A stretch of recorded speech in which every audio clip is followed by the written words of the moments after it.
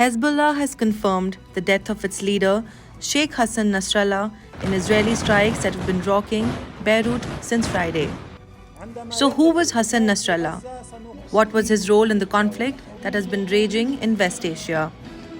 Nasrallah led the Lebanese militant group Hezbollah for the past 3 decades. He transformed it into one of the most powerful paramilitary groups in West Asia. Under the leadership of the 64-year-old, Hezbollah has fought many wars against Israel. It has also taken part in the conflict in neighboring Syria. Seen by his supporters as a charismatic and shrewd strategist, Nassrallah reshaped Hezbollah into what analysts and experts would say an archenemy of Israel. He cemented alliances with Shiite religious leaders in Iran and Palestinian militant groups such as Hamas. Nassrallah was idolized by his Lebanese Shiite followers and respected by millions of others across the Arab and Islamic world. He was a fiery orator, viewed as an extremist in the US and much of the West. Despite the power he wielded, Nassrallah lived largely in hiding in the past years, wary of possible Israeli assassination. Let's now talk about his early years and how he rose to power.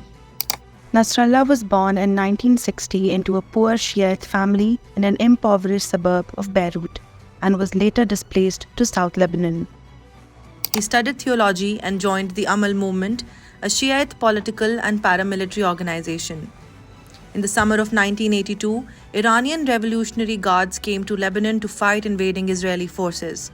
They formed Hezbollah, the first group which was backed by Iran.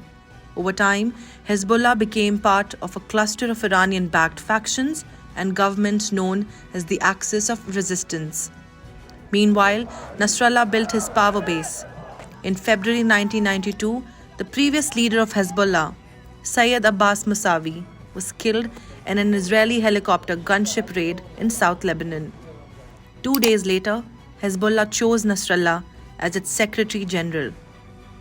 5 years later, the United States designated Hezbollah a terrorist organization. Under Nassrallah, Hezbollah was credited with leading the war of attrition that led to the withdrawal of Israeli troops from South Lebanon in 2000 after an 18-year occupation. After Israelis' withdrawal, Nassrallah rose to iconic status both within Lebanon and throughout the Arab world. His messages were beamed on Hezbollah's own radio and satellite TV station. A day after the Israel-Hamas war started, on October 7, Hezbollah began attacking Israeli military posts along the border, calling it a backup front for Gaza. In speeches throughout the conflict, he argued that Hezbollah's cross-border strikes had distracted Israel from the war in Gaza. He also insisted that Hezbollah would not halt its attack on Israel until a ceasefire is reached in Gaza. Over the past weeks, he continued to strike a defiant tone as tension rose, dramatically with Israel announcing a new phase in the conflict intended to push Hezbollah back from the border to allow thousands displaced from northern Israel to return.